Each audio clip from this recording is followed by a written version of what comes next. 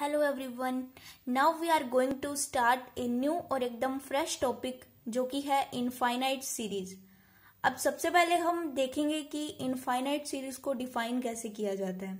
So definition, जो पहला topic रहेगा वो है डेफिनेशन ऑफ इनफाइनाइट सीरीज। इसमें हम देखेंगे कि इनफाइनाइट सीरीज को सीक्वेंस की हेल्प से हम कैसे डिफाइन कर सकते हैं, कैसे समझ सकते हैं, राइट। तो सीक्वेंस की हेल्प से मींस अगर आप इनफाइनाइट सीरीज पढ़ रहे हो तो ऑब्वियस है कि सीक्वेंस आपको आता ही है, बट थोड़ा बहुत नॉलेज होना चाहिए। इतना नहीं है कि सीक्वेंस के बिना इनफाइनाइट सीरीज आएगा नहीं। अब क्योंकि सीक्वेंस के लेक्चर्स मैंने 2-3 अपलोड किए हैं, कंप्लीट नहीं किया है सीक्वेंस को, क्योंकि बहुत टाइम बाद मैं एक्टिव हुई हूँ और सोचा कि कोई नया टॉपिक लेते हैं और उसको कवर करते हैं, है ना। तो चलिए अब इनफाइनाइट सीरीज की डेफिनेशन को देखते हैं एक बार। तो ऑब्वियस है, हमने एक एसएन सीक्वेंस लिया है। Suppose S n be a sequence of real numbers, then the sequence be define as. एक एसएन हमने सीक्वेंस लिया और वो कुछ इस तरह से डिफाइन किया कि S1 जो पहला टर्म है वो U1 है, S2 जो दूसरा टर्म है U1 plus U2, similar U1 plus U2 plus U3 and up to nth term this. Okay, तो ये एक सीक्वेंस लिया है जो इस तरह से मैंने डिफाइन किया है। तो अब देखिएगा कि सीक्वेंस के पहले टर्म में U1, दूसरा टर्म फिर U1 प्लस U2, फिर U1 plus U2 plus U3। तो जैसे फोर्थ टर्म होगा U1 plus U2 plus U3 plus U4, बिल्कुल वैसे ही nth टर्म तक चलते चलते हम U1 plus U2 plus U3 चलते चलते हम U1 तक पहुंच जाएंगे। तो this sequence generates a series of the form, this type of series which is called as infinite series. Okay, तो बेसिकली मैं कहना क्या चाहती हूँ कि हम कोई ऐसा सीक्वेंस लें जो टर्म बाय टर्म ऐड होता चला जाए। जैसे ये ऐड हो रहा है, पहला टर्म U1, दूसरा टर्म U1 प्लस U2, ऐसे ही टर्म बाय टर्म ऐड होता चला जाए और n इन्फिनिटी को टेंड करेगा, तो जो हमें सीरीज मिलेगी वो कहलाती है इनफाइनाइट सीरीज। अच्छा, तो अब हो गया इनफाइनाइट सीरीज का। उसके बाद में एक वर्ड आता है पार्शियल सम। तो आइए अब हम समझते हैं पार्शियल सम क्या होता है इनफाइनाइट सीरीज में। Each term of the sequence Sn is called as the partial sum up to nth term.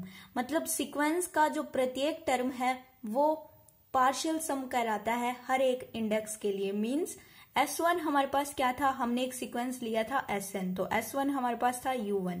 तो ये जो U1 टर्म है ये पार्शियल सम है किसके लिए, S1 के लिए, पहले इंडेक्स के लिए U1 पार्शियल सम है। सिमिलर S2 इक्वल क्या था, U1 प्लस U2, तो U1 plus U2 partial sum हो गया S2 के लिए। Similar U1 plus U2 plus U3 partial sum हो गया S3 के लिए। And up to nth term U1 plus U2 up to nth term of U1 partial sum हो गया Sn के लिए। तो इस तरह हम पार्शियल सम अब बताते हैं। काफी कंफ्यूजिंग है ये partial sum word, but easy है, कोई बड़ी बात नहीं है। उसके बाद में आता है नोटेशन, है ना। Notation a general representation of an infinite series का एक जनरल रिप्रेजेंटेशन होता है और इसको आप याद रख लीजिएगा। समीशन ऑफ n इक्वल 1 से इन्फिनिटी UN, या फिर यहाँ पर भी कई बार चेंज होता है n इक्वल 2, 3, वो कंडीशन पर डिपेंड करता है। तो ब्रीफली आप याद रखिएगा समीशन UN। ओके, तो ये एक जनरल रिप्रेजेंटेशन है। तो अब क्योंकि हमारा मेन टॉपिक क्या है, convergence of an infinite series. So अब हमारे पास इनफाइनाइट सीरीज को समझने के बाद हमारे पास एक क्वेश्चन आता है और अब वो क्वेश्चन देखिएगा। तो क्वेश्चन देखिएगा, what do you mean by convergence of infinite series.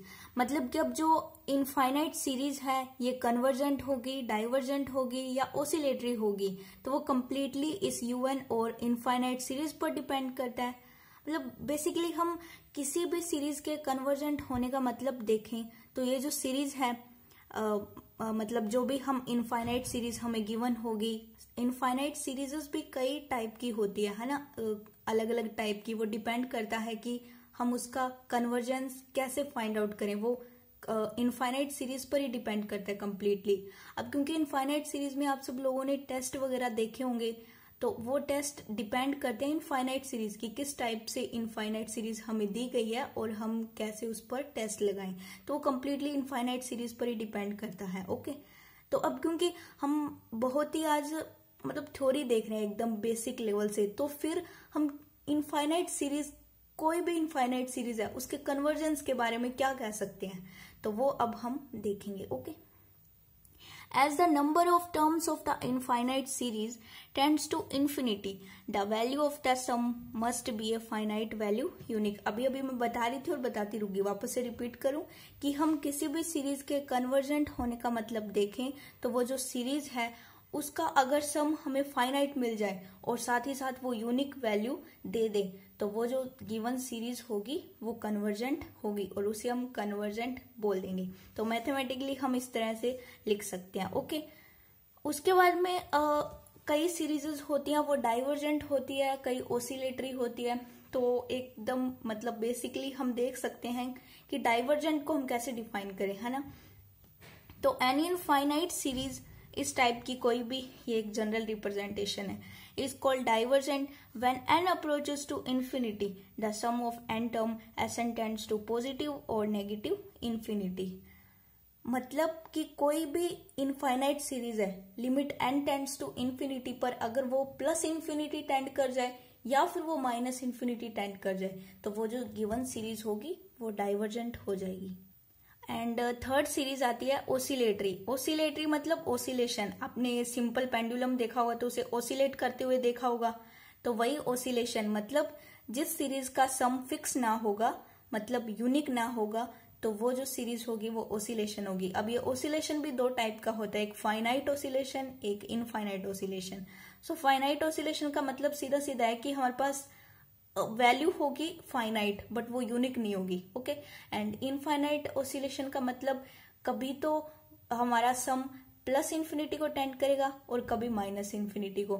सो ये जो ओसिलेशन होगा वो इनफाइनाइट ओसिलेशन, एंड जो फाइनाइट लिमिट के लिए होगा वो यूनिक नहीं होगा, and that finite oscillation. Now अब कुछ एग्जाम्पल बेसिक से। फर्स्ट एग्जाम्पल में अगर हमने एक वैसी सीरीज ले ली 1 + 2 + n टाइम्स तक एक सीरीज ले ली, अगर हम इसका सम देखें और limit n tends to infinity पर, तो देखें कि ये सम क्या मिलता है हमें। तो सम क्या होता है इस सीरीज का, n + 1/2, and n tends to infinity पर ये किधर जा रही है सीरीज, इंफिनिटी की ओर। तो ये जो सीरीज है 1 + 2 + 3 अप टू n टाइम्स तक, ये जो सीरीज हमें मिलती है डाइवर्जेंट मिलती है। एक और एग्जांपल अगर हम लें, हमने एक सीरीज ली 1 - 1 + 1 - 1 + डैश डैश, ये एक सीरीज है एंड बेसिकली इसे हम कहते हैं अल्टरनेटिंग सीरीज। अब क्योंकि अल्टरनेटिंग सीरीज अभी तो मुझे नाम नहीं लेना चाहिए था, बट ओसिलेशन जो है वो अल्टरनेटिंग सीरीज इन्हीं में ओसिलेशन आता है, बट यहाँ पर थोड़ा सा बताना जरूरी था। सो अल्टरनेटिंग सीरीज है ये। ओके, तो अब ये सीरीज है और हमें बताना है इसका सम। तो कैसे बताएंगे इसको, बेसिकली हम लिखते क्या है -1 to the power n। Okay, तो इसको समीशन इसका इस तरह से लिखा गया 1 - 1 + 1 - 1 डैश डैश। तो अब ये डिपेंड करता है कि n क्या है, n इवन है कि n ओड है। मतलब n इवन है तो हमारे पास सम क्या आएगा और n ओड है तो हमारे पास सम क्या आएगा। सो सिंपली हम कह सकते हैं n इवन है मीन्स 2, 4, 6 इन सब पर वैल्यू हमें क्या मिलेगी, और ओड की अगर हम बात करें तो 1, 3, 5 इन सब पर हमें, इन सब इंडेक्स पर हमें वैल्यू क्या मिलेगी। ओके, तो 2 मतलब क्या हुआ कि हम दो टर्म्स को जोड़ रहे हैं। दो टर्म्स को जोड़ने का मतलब क्या है, इसको और इसको, तो 1 - 1 0। 4 का मतलब क्या हुआ कि हम 4 टर्म्स को जोड़ रहे हैं, मतलब इसको इसको इसको इसको, तो क्या मिला 0। अब जब हम इवन टर्म्स लेते हैं तो हमें सम मिलता है सीरीज का 0, लेकिन जब हम एन ओड लेते हैं मीन्स एक पहला इंडेक्स हमें 1 मिलता है। अगर हम इन 3 टर्म को जोड़ें तो हमारे पास सम क्या मिलेगा 1। तो इवन लेने पर हमारे पास 0 आता है, ओड लेने पर 1 आता है। सो सिंपली हमारे पास फाइनाइट वैल्यू मिल रही है बट यूनिक नहीं मिल रही। तो ये जो सीरीज है वो फाइनाइट ओसिलेटरी सीरीज है। ओके, अब आइए हम थोड़ा सा आगे बढ़ते हैं। अब हम एक थ्योरम देखेंगे, थ्योरम कह लीजिए, स्टेटमेंट कह लीजिए, देखेंगे जो कि किसी भी सीरीज के कन्वर्जेंट, डाइवर्जेंट, ओसिलेटरी होने में काफी मदद मिलती है। पहले हम स्टेटमेंट को पढ़ेंगे, समझेंगे और उसके बाद में उसका हम प्रूफ देखेंगे। ओके, अच्छा, तो अब ये है स्टेटमेंट। अब हम इस स्टेटमेंट को पढ़ते हुए समझेंगे कि कैसे कोई जियोमेट्रिक सीरीज कन्वर्जेंट होती है, डाइवर्जेंट होती है, ऑसिलेटरी होती है। ओके, तो ये हमारे पास जियोमेट्रिक सीरीज है। अभी मैंने थोड़ी देर पहले बात की कि सीरीज बहुत टाइप की होती है। सो पहली टाइप की सीरीज हम पढ़ रहे हैं जियोमेट्रिक सीरीज। किसी भी जियोमेट्रिक सीरीज या फिर उस पर उसके जैसी फॉर्म वाली सीरीज को हम कैसे बताएं कि ये कन्वर्जेंट है, ये डाइवर्जेंट है या ये ऑसिलेटरी है। ओके, तो ये हमारे पास एक सीरीज है जो कि जियोमेट्रिक सीरीज है अप टू इन्फिनिटी तक। तो इसे हम कैसे डिफाइन करें? सो हमारे पास 4 पॉइंट है कि ये जब सीरीज कन्वर्जेंट होती है तो उसके लिए कंडीशन होती है if mod of r less than 1 तो सीरीज कन्वर्जेंट है। अब क्योंकि ये एक सीरीज है, यहाँ पर ए की वैल्यू 1 है। जनरली ज्योमेट्रिक सीरीज होती है a+ar+ar², तो a की वैल्यू यहाँ पर 1 है। ओके, जब mod of r less than 1 होता है सीरीज कन्वर्जेंट, जब r ग्रेटर देन इक्वल 1 होता है सीरीज डाइवर्जेंट, जब r इक्वल -1 होता है सीरीज ऑसिलेटिंग फाइनाइटली, जब r लेस देन -1 होता है सीरीज ऑसिलेटिंग इनफाइनाइटली। तो गाइस अब हम देखेंगे इसका प्रूफ। तो अब हमारे पास ये जियोमेट्रिक सीरीज है और हम जानते हैं कि जियोमेट्रिक सीरीज के n टर्म्स का जो सम होता है वो होता है Sn equal a into 1 minus r to the power n upon 1 minus r. तो sum of n terms of geometric series काफी हेल्प करता है, काफी क्या कंप्लीटली यही हेल्पफुल है इस स्टेटमेंट को प्रूफ करने के लिए। ओके, तो अब हम इसका प्रूफ देखते हैं। तो प्रूफ में हम पहला पॉइंट देखेंगे, जब r जो मोड ऑफ r है वो लेस देन 1 होता है तो सीरीज कन्वर्जेंट होती है। ओके, तो अब ये बात मुझे बतानी है कि जो sum of n terms of geometric series होती है तो जब ये 2 कंडीशन होती है, जब r लेस देन 1 होता है तो ये फॉर्मूला होता है। अब आगे r ग्रेटर देन 1 आएगा तो वहां पर वो बता दूंगी मैं। ओके, जब r लेस देन 1 होता है तो ये वाला फॉर्मूला अप्लाई होता है। क्योंकि मैंने बताया कि a की वैल्यू तो 1 है, सो हमारे पास फॉर्मूला हो जाएगा 1 minus r to the power n upon 1 minus r. तो अभी देखते हैं अब हम क्या करेंगे। हमें अब जितना भी हम पढ़कर आ रहे हैं तो हमने सीखा कि लिमिट जब n इन्फिनिटी जाती है, मतलब n टेंड्स टू इन्फिनिटी, जब हम लिमिट अप्लाई करते हैं तब हमें पता लगता है कि सीरीज कन्वर्जेंट, डाइवर्जेंट, ऑसिलेटरी है। तो सिमिलरली हम यही करेंगे। अब यहाँ पर हम लिमिट अप्लाई करेंगे n टेंड्स टू इन्फिनिटी, क्योंकि हमें n टेंड्स टू इन्फिनिटी पर ही तो बताना होता है। तो सिंपली अब हम अप्लाई करेंगे। तो मतलब मैं कहना चाह रही हूँ कि जब भी हम किसी भी सीरीज के लिए कन्वर्जेंस, डाइवर्जेंस, ऑसिलेशन देखते हैं तो सिंपली लिमिट का यूज करते ही है, उसी से हमें पता लगता है। ओके, तो हम यहाँ भी करेंगे limit n tends to infinity 1 minus r to the power n upon 1 minus r. अब इसको सॉल्व करेंगे तो इसको हम ऐसा लिख सकते हैं थोड़ा सा 1 upon 1 minus r to the power n upon 1 minus r. अब यहाँ पर एक लिमिट होती है, limit n tends to infinity r to the power n। ये कब 0 को जाती है? जब mod of r less than 1 हो, तो ये 0 को जाती है। अब हमारे पास कंडीशन है mode of r less than 1, तो ये वाली टर्म कहाँ चली जाएगी? 0। तो हमारे पास एक वैल्यू बचेगी 1 अपॉन 1 माइनस आर, जो कि n पर डिपेंड नहीं करती। सो सिंपली हमारे पास एक फाइनाइट वैल्यू मिलेगी और जो कि यूनिक है, तो हम कहेंगे सीरीज इज कन्वर्जेंट। तो इस तरह से हमने बताया कि सीरीज कन्वर्जेंट है। तो अब डाइवर्जेंट बताना है। डाइवर्जेंट मतलब r ग्रेटर देन इक्वल 1। तो अब डाइवर्जेंट के लिए हमारे पास 2 केस बन जाते हैं। एक तो हम r इक्वल 1 के लिए देखें और एक r ग्रेटर देन 1 के लिए देखें। तो r इक्वल 1 के लिए देखेंगे तो हम वो जो हमारे पास सीरीज थी 1 प्लस r+r², इसमें हम r इक्वल 1 पुट करेंगे तो हमारे पास n टाइम्स 1 हम पुट कर देंगे। ओके, तो इसको हम लिख सकते हैं limit n tends to infinity n, और ये n टेंड्स टू इन्फिनिटी पर जाएगा इन्फिनिटी की ओर। सो डाइवर्जेंट है, हम अभी पढ़कर आ रहे हैं। और केस सेकंड है r ग्रेटर देन 1। तो r ग्रेटर देन 1, अब यहाँ पर ये फॉर्मूला अप्लाई होता है। मतलब अगर आप लिखना चाहो, जनरली अगर आप लिखना चाहो तो a r to the power n minus 1 upon r minus 1, जब r ग्रेटर देन 1। तो ये थोड़ा डिफरेंस होता है r लेस देन 1 और r ग्रेटर देन 1 में। यहाँ भी हम लिमिट अप्लाई करेंगे सेम वैसे ही जैसे ऊपर हमने किया। तो यहाँ पर अब क्या होगा? r to the power n limit n tends to infinity पर इन्फिनिटी चली जाएगी। कब? जब r 1 से बड़ा हो जाएगा, मतलब 1 से बड़ा होगा और उसकी पावर अनंत तो इन्फिनिटी की ओर जाएगा। लेकिन वहां पर क्या था, r to the power n 0 की ओर जा रहा था। कब? जब r -1 और 1 के बीच में रह रहा था। तो ये डिफरेंस है, ये थोड़ा सा याद रखिएगा। ओके, तो ऐसा होने पर ये वाली टर्म इन्फिनिटी की ओर चली जाएगी। तो इन्फिनिटी माइनस फाइनाइट वैल्यू, तो हमारे पास मिलेगा इनफाइनाइट। सो जो पॉइंट नंबर 2 था वो इन्फिनिटी आ गया। सो सीरीज इज डाइवर्जेंट। तो अब case number 3, sorry point number 3, r equal -1 अगर हम पुट करते हैं तो हमें कुछ ऐसी सीरीज मिलती है। तो सिमिलर हम पीछे करके आ रहे हैं। तो अब यहाँ पर इवन है तो 1 - 1 0 मिल जाएगा, ओड है तो 1 - 1 + 1 हमें 1 मिल जाएगा। तो इवन पर 0, ओड पर 1, तो 2 फाइनाइट वैल्यू मिल रही है। तो ऑब्वियस है यूनिक नहीं है, तो हमारे पास ये ओसिलेशन आ गया, फाइनाइट ओसिलेशन। अच्छा, तो पीछे हम ओसिलेटरी सीरीज एक वो पढ़ रहे थे, तो वहां पर भी एक आया था ना सेम ऐसे ही 1 - 1 + 1, वो एक जनरल मैंने कोई सीरीज ले ली थी। वहां पर थोड़ा सा गलती से निकल गया मेरे मुंह से -1 टू द पावर n। वो ऐसा कुछ नहीं है, बस एक जनरल सीरीज है वो। ओके, क्योंकि -1 टू द पावर n लेंगे तो वो -1 से शुरू होगी, तो उसमें ऐसा नहीं लिखा हुआ, उसमें जस्ट उल्टे साइंस है। तो मतलब ऐसा कोई है नहीं, वो भी एक सीरीज है और -1 टू द पावर n भी एक सीरीज है, समीशन n = 1 से इन्फिनिटी। ओके, तो अब case number 4, sorry point number 4 की हम बात करें तो r लेस देन -1।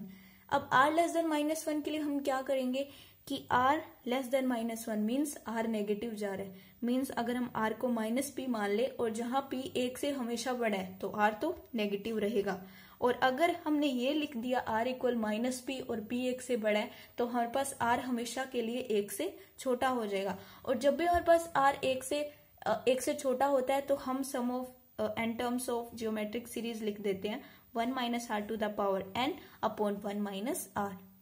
सेम वैसे ही इसको भी सोल्व कर देंगे। तो यहाँ पे r to the power n हमारे पास क्या हो जाएगा, क्योंकि r इक्वल -p है तो दोनों तरफ n वो पावर अप्लाई करेंगे। तो r to the power n में अगर हम r की वैल्यू रखेंगे तो क्या हो जाएगा, -1 टू द पावर n और p to the power n। तो इसको हम इस तरह से लिख सकते हैं। तो अब यहाँ पर limit n tends to infinity अगर हम अप्लाई करते हैं जहां पर p 1 से बड़ा है तो हमारे पास ये कभी ये कंप्लीटली ये वाली टर्म, ये तो फाइनाइट लिमिट है, ये तो फाइनाइट टर्म है, लेकिन ये एक इनफाइनाइट टर्म मिलती है क्योंकि p ग्रेटर देन 1 है और -1 टू द पावर n जो है वो कंप्लीटली n पर डिपेंड कर रहा है, टेंड्स टू इन्फिनिटी। कि जब n 1 मिलेगा तो हमें ये माइनस माइनस प्लस हो जाएगा, जब n 2 मिलेगा तो माइनस रहेगा। तो कभी तो ये सीरीज -इन्फिनिटी की ओर टेंड करेगी और कभी ये सीरीज +इन्फिनिटी की ओर टेंड करेगी। तो वो कंप्लीटली n पर डिपेंड करता है। सो सीरीज इज इनफाइनाइट ओसिलेशन। तो ये था किसी भी जियोमेट्रिक सीरीज के लिए स्टेटमेंट और उसका हमने प्रूफ किया कि कैसे कोई जियोमेट्रिक सीरीज कन्वर्जेंट, डाइवर्जेंट और ओसिलेटरी होती है। अब आइए हम जियोमेट्रिक सीरीज से रिलेटेड कुछ एग्जांपल्स देख लेते हैं जिससे आपको ये स्टेटमेंट क्लियर हो जाएगा। तो अब हमने ये जियोमेट्रिक सीरीज के लिए स्टेटमेंट देखा है तो ये काफी हेल्प करेगा, हमें बहुत कम हमें कैलकुलेशन करनी पड़ेगी। ओके, तो ये हमारे पास एक सीरीज दी गई है और हमें बताना है कि ये कन्वर्जेंट है, डाइवर्जेंट है या ओसिलेटरी है। ओके, तो अब हम देखते ही बता देंगे क्योंकि हम जानते हैं कि जनरल जो एक्सप्रेशन होता है या फिर क्या कहते हैं geometric series, generally geometric series को हम कैसे लिखते हैं, a + AR। तो उस फॉर्म की ये बन रही है या फिर उसके जैसी कोई भी फॉर्म वाली सीरीज हो तो हम अप्लाई करेंगे ये वाला स्टेटमेंट। तो सिमिलरली इसमें हम अप्लाई करें क्योंकि ये जियोमेट्रिक सीरीज हमें मिल गई है, हमें दी गई है और हम अगर इसके n टर्म्स का सम करें, लेकिन वो सब करने की भी जरूरत नहीं है क्योंकि n टर्म्स का जब हम सम करते थे तब हमारे पास आता था कि r लेस देन 1 कन्वर्जेंट है, r greater than equal 1 divergent है, r less than equal -1 oscillatory है। तो अब हम क्या करेंगे, हमें पता लग गया है कि हमारे पास एक जियोमेट्रिक सीरीज दी गई है तो हम करेंगे, हम a की वैल्यू देखेंगे, r की वैल्यू देखेंगे। a की वैल्यू देखने की भी जरूरत नहीं है, r की वैल्यू देखेंगे हम कॉमन रेशियो, अगर वो less than 1, greater than equal 1 और लेस देन इक्वल -1 ये सब आता है तो हम अभी चेक करते हैं। यहाँ देखिए a की वैल्यू हमारे पास 1/4 है और कॉमन रेशियो क्या होता है, सेकेंड टर्म अपॉन मतलब second term divided by first term.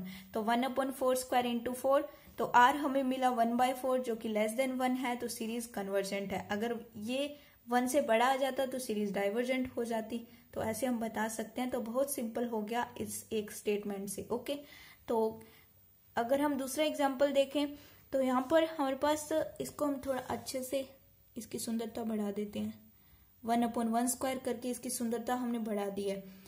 तो अब ये हमारे पास जियोमेट्रिक सीरीज दी गई है जहां पर a की वैल्यू 1 है और r होता है common ratio, second term divided by first term, तो हमारे पास 1/4 आ गया। सिमिलर जो कि लेस देन 1 है, तो सीरीज कन्वर्जेंट है। और आज का अंतिम एग्जाम्पल जो कि जियोमेट्रिक सीरीज हमें दी गई है, a की वैल्यू 1 है, 2/3/1, हमारे पास r की वैल्यू 2/3 है जो कि लेस देन 1 है, सो सीरीज इज कन्वर्जेंट। तो ऐसे हम बहुत ही इजीली हमने बता दिया किसी भी ज्योमेट्रिक सीरीज के लिए, उसके लिए कन्वर्जेंट, डाइवर्जेंट, ऑसिलेटरी। तो यहाँ पर सिर्फ कन्वर्जेंट के लिए एग्जाम्पल थे मेरे पास, करवा दिए। वही है कि -1 से छोटा आ जाएगा तो वो ऑसिलेशन हम कह देंगे, तो वो तो आएगा नहीं एक बार, क्योंकि वो अल्टरनेटिंग सीरीज में हमें देखने को मिलेगा। लेकिन यही अगर r की वैल्यू 1 से बड़ी आ जाती तो वो हो जाता डाइवर्जेंट। तो फिर आज का लेक्चर हम यहीं पर ख़त्म करते हैं और नेक्स्ट लेक्चर में हम कुछ इनफाइनाइट सीरीज के टेस्ट पर बात करेंगे। तो बाय बाय।